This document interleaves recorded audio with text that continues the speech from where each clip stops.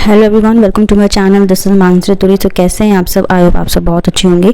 तो जैसे कि आप जानते हैं, हमने पब्लिक एडमिनिस्ट्रेशन की सीरीज़ जो है स्टार्ट कर दी है, जिसमें हमने मीनिंग और नेचर पर बात कर ली थी। सो आज की वीडियो में हम बात करेंगे पब्लिक एडमिनिस्ट्रेशन के स्कोप पर। सो वीडियो में बने रहना एंड तक, क्योंकि अगर आपका कोई भी पॉइंट अगर आप मिस कर रहे हो तो कॉन्सेप्ट क्लियर होने में आपको प्रॉब्लम हो सकती है। सो चलिए करते हैं वीडियो को स्टार्ट। सो फ्रेंड्स, जैसे कि हम सभी जानते हैं, पब्लिक एडमिनिस्ट्रेशन एक बहुत ही डायनामिक और डेवलपिंग सब्जेक्ट है, जिसे एक डेफिनेशन से समझा नहीं जा सकता। इसलिए अलग अलग लोग इसकी अलग अलग डेफिनेशन देने की कोशिश करते हैं। ओके, सो आज हम बात करें स्कोप पर। इसके स्कोप को समझने के लिए हमें अलग अलग व्यू को समझना होगा। सबसे पहले हमें समझना है ब्रॉडर व्यू, देन हम देखेंगे नैरो व्यू, देन हम देखेंगे post corp, then welfare view को भी देखेंगे, पोकोक व्यू को भी देखेंगे, देन हम देखेंगे मॉडर्न व्यू को। सबसे पहले हम बात करते हैं broader view of the scope of public administration. देखो, लोक प्रशासन की जब हम यहाँ पे बात करें, इसके क्षेत्र की जब हम बात करें, इसके अंदर 3 ऑर्गन्स की यहाँ पे बात हो रही है। एक है लेजिस्लेचर, फिर आता है एग्जीक्यूटिव, देन आता है जुडिशियरी। ठीक है, जब इनके कामों को देखा जाता है, इसमें क्या माना जाता है कि इन तीनों के ही कामों को यहाँ पे समझा जाता है, इसे पढ़ा जाता है। ठीक है, इनके अकॉर्डिंग पब्लिक एडमिनिस्ट्रेशन का जो क्षेत्र है वो सभी तरीके के काम आते हैं, जिसका काम क्या होता है, जिसका क्या ऑब्जेक्टिव होता है, पब्लिक पॉलिसी को पूरा करना या उन्हें लागू करना। ठीक है, इनके सपोर्टर कौन कौन है?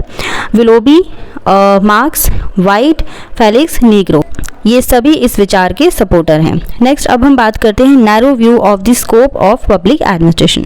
जब हम बात करते हैं नैरो व्यू की, यानी कि संकुचित दृष्टिकोण को, इसके जो सपोर्टर हैं, जो इनको मानते हैं, उनके अकॉर्डिंग पब्लिक एडमिनिस्ट्रेशन का जो संबंध होता है वो शासन की केवल कार्यपालिका ब्रांच से ही होता है। कार्यपालिका यानी कि एग्जीक्यूटिव ब्रांच से ही होता है।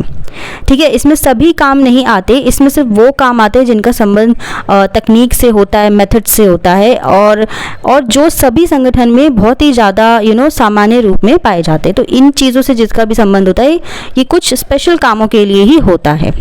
इस व्यू के जो सपोर्टर हैं, इसमें जो सबसे मेन है वो है Herbert Simon and Luther Gulik. Next, अब हम बात करते हैं पोस्ट कॉर्प व्यू की। ये सबसे इंपॉर्टेंट है, इसे हमें समझना है, जो कि मैंने आपको पिछली वीडियो में भी समझाया था। सबसे पहले हम देखेंगे planning, then organising, then staffing, then directing, then coordinating, then reporting, then budgeting. Post Corp. ठीक है, सबसे पहले प्लानिंग। इसका क्या मतलब है कि कोई भी काम करने से पहले एक आउटलाइन जरूर देना चाहिए, यानी कि एक प्लानिंग होनी चाहिए सबके दिमाग में। ठीक है, नेक्स्ट आता है ऑर्गेनाइजिंग, यानी कि संगठन बनाना। इसका क्या मतलब है? एक ऐसी व्यवस्था से है जिसकी हेल्प से एडमिनिस्ट्रेटिव के जो भी काम होते हैं उसका डिस्ट्रीब्यूशन इस ढंग से किया जा सकता है कि सभी काम को सही ढंग से किया जा सके। नेक्स्ट आता है स्टाफिंग। देखो, अच्छे से अगर आप प्लानिंग भी कर लो या संगठन बना लो, लेकिन तब तक कोई भी चीज़ ठीक से नहीं होती जब तक कि स्टाफिंग ढंग से ना हो, यानी कि जो कर्मचारी होते हैं उनकी व्यवस्था अगर ढंग से ना हो तो कोई भी काम ठीक से नहीं हो सकता। स्टाफिंग के बाद आता है डायरेक्टिंग। ये भी बहुत ज़्यादा इंपॉर्टेंट है। देखो, पब्लिक एडमिनिस्ट्रेशन के जो काम होते हैं, एडमिनिस्ट्रेशन से जुड़े हुए, उस कामों का एनालिसिस करके और डिसीजन लेना, और डिसीजन के अकॉर्डिंग जितने भी कर्मचारी होते हैं, स्टाफ होते हैं, उनको निर्देश देना कि प्रशासन सही तरीके से काम कर सके। नेक्स्ट आता है कोऑर्डिनेटिंग, यानी कि समन्वय करना। देखो, समन्वय का यहाँ पे मतलब क्या होता है? एडमिनिस्ट्रेशन के जो अलग अलग काम होते हैं उसमें तालमेल बिठाना। ठीक है, जिससे क्या होता है, सही तरीके से काम होता है। ठीक है, तो ये सबसे ज़्यादा ज़रूरी होता है यहाँ पे। ठीक है, कोऑर्डिनेटिंग ही सबसे ज़्यादा यहाँ पे ज़रूरी माना जाता है। नेक्स्ट यहाँ पे आता है रिपोर्टिंग। अब देखो क्या होता है कि जो डेमोक्रेटिक यहाँ पे सिस्टम चलता है, इसमें क्या होता है कि एडमिनिस्ट्रेशन में जनता की जिम्मेदारी होती है और उन्हें ये जिम्मेदारी लेनी होती है। पब्लिक पॉलिसीज़ को पूरा करना एडमिनिस्ट्रेशन का सबसे मेन लक्ष्य होता है। ठीक है, इसलिए यहाँ पे रिपोर्टिंग ज़रूरी है। नेक्स्ट आता है बजटिंग। यहाँ पे बजट तैयार करना भी इम्पॉर्टेंट माना जाता है। तो सभी तरीके से, जैसे किसी भी चीज़ में, किसी भी काम में हमें यहाँ पे वित्त से संबंधित चीज़ों को भी ध्यान में रखा जाना सबसे ज़्यादा जरूरी होता है। किसी भी चीज़ का लेखा जोखा रखना, ठीक है, कितना बजट कहाँ है, किस चीज़ के लिए रखा जा रहा है, ये सभी चीज़ ज़रूरी होती है। ठीक है, नेक्स्ट अब हम बात करेंगे welfare of people view of the scope of public administration. तो इस व्यू को आइडियलिस्टिक व्यू भी कहा जाता है। किस तरीके से? इस व्यू को मानने वाले क्या मानते हैं कि स्टेट और एडमिनिस्ट्रेशन के बीच में किसी भी तरीके का डिफरेंस नहीं मानते हैं। ठीक है, उनका क्या मानना है कि स्टेट एक वेलफेयर कॉन्सेप्ट होता है, यानी कि एक वेलफेयर अवधारणा है। राज्य और प्रशासन, यानी कि स्टेट और एडमिनिस्ट्रेशन दोनों ही वेलफेयर हैं, लोक कल्याणकारी होते हैं। ठीक है, लोगों का इससे अच्छा ही हो सकता है। ठीक है, पब्लिक वेलफेयर की यहाँ पे बात हो रही है, और दोनों का जो लक्ष्य है वो एक ही होता है, यानी कि सबका हित, यानी कि सभी का अच्छा करना। इस तरीके से जो इसके सपोर्टर है उनका क्या मानना है कि ये लोक प्रशासन का जो क्षेत्र है वो सभी तरीके की जनता यानी कि पब्लिक के फ़ायदे के लिए ही किए जाने वाले सभी कामों में फैला हुआ है, यानी कि उनके हित में ही सारे काम यहाँ पे होते हैं। इसके जो मेन सपोर्टर है वो कौन कौन है? एलडी वाइट सबसे ज़्यादा मेन है, जो क्या मानते हैं कि पब्लिक एडमिनिस्ट्रेशन को एक अच्छी ज़िंदगी के लिए किया जाने वाला काम वो मानते हैं। येजिकल ड्रोल और मर्सन भी इसी व्यू के सपोर्टर हैं।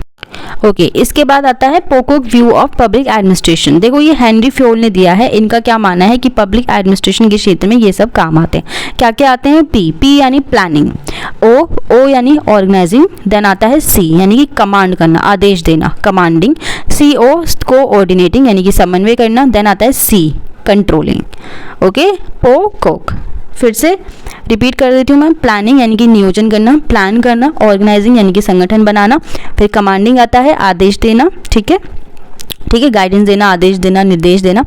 फिर आता है CO यानी कोऑर्डिनेटिंग समन्वय करना, फिर आता है कंट्रोलिंग नियंत्रण करना, ठीक है, कंट्रोल रखना। नेक्स्ट आता है modern view of public administration. Modern view की जब हम बात करते हैं, इससे पहले जो साइमन और गुलिक ने दिया था वो क्या था? ट्रेडिशनल व्यू था, ठीक है। अब हम देखेंगे मॉडर्न व्यू, जो कि किसने यहाँ पे ऐड करने की कोशिश की है? वॉकर ने, ठीक है। तो इन्होंने क्या किया है? इन्होंने मेन जो है 10 सिद्धांत यहाँ पे बताए हैं। 10 वो सिद्धांत कौन कौन से हैं? एक है पॉलिटिक, देन आता है legal, then financial, then hedging आता है, then educational, social, economic, foreign. यहाँ पे ये सभी तरीके के 10 जो सिद्धांत इन्होंने बताए हैं, जो कि शासन में इन्होंने शामिल करने की कोशिश की है। लेकिन अगर हम यहाँ पे वॉकर की बात की, इन्होंने 10 सिद्धांत जो बताए हैं, इसे पूरी तरीके से ये कहना सही नहीं होगा कि सिर्फ इतने ही सिद्धांत हो सकते हैं, क्योंकि पब्लिक एडमिनिस्ट्रेशन जो है ये एक डायनेमिक, ये एक डेवलपिंग सब्जेक्ट है जो बढ़ता रहता है। जैसे जैसे काम बढ़ता जाएगा वैसे वैसे इसका क्षेत्र भी बढ़ता चला जाएगा, ठीक है। तो इन फ्यूचर भी अगर देखा जाए तो कई चीज़ें बढ़ सकती है। जैसे आज देखा जाए तो ग्राम पंचायत इसमें जुड़ चुकी है, यूनाइटेड नेशन ऑर्गेनाइजेशन इसमें जुड़ चुकी है और काफ़ी चीज़ें और भी इसमें जुड़ चुकी है। तो पब्लिक एडमिनिस्ट्रेशन का जो क्षेत्र है वो बढ़ता ही जाता है। ये एक डेवलपिंग सब्जेक्ट है, ठीक है। इसे सिर्फ एक चीज़ से नहीं जोड़ा जा सकता, क्योंकि अलग अलग देश में अलग अलग चीज़ें होती है और अलग अलग चीज़ें यहाँ पे जुड़ती भी रहती है। सो फ्रेंड्स, आज की वीडियो में बस इतना ही। हमारे यही कुछ 6 व्यू थे जो कि आज हमने समझे। आई होप आपको अच्छे से क्लियर ये हो रही हो। कोई भी आपका डाउट है, कोई क्वेश्चन, कोई सजेशन आपका इसमें रहता है तो आप मुझसे ज़रूर बताएं। साथ ही साथ वीडियो अच्छी लगी हो तो प्लीज़ लाइक कीजिए, शेयर कीजिए और मेरा चैनल सब्सक्राइब करना बिल्कुल ना भूलें। मिलते हैं अपने नेक्स्ट वीडियो में। Till then bye bye, take care.